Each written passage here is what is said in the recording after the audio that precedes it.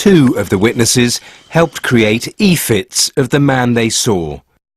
Today, for the first time, we can reveal the true significance of these images. Well, our focus in terms of understanding what happened on the night of the 3rd of May has now given us a shift of emphasis.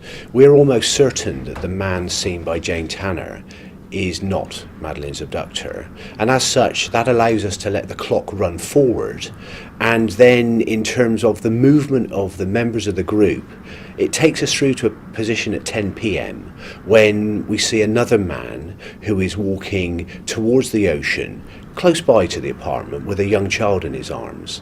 This child is described as being about 3 to 4 years of age with blonde hair, possibly wearing pyjamas, and the man is a white man with dark hair. Now, it's really important to say today that the e-fits that we've issued that have not been in the public domain, if this is you and you are nothing to do with Madeleine's disappearance, then we really need to speak to you. It's so important for us to eliminate innocent sightings.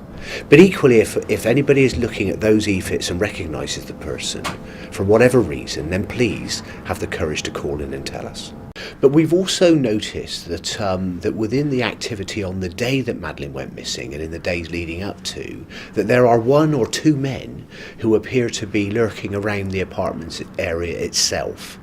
A consistent theme in the physical descriptions of those sightings is possibly blonde or fair hair. We can see that there was an increase in burglary in Prada-Luz between January and April 2007 that spiked in April 2007. Windows were a feature, as well as burglaries taking place in the evening.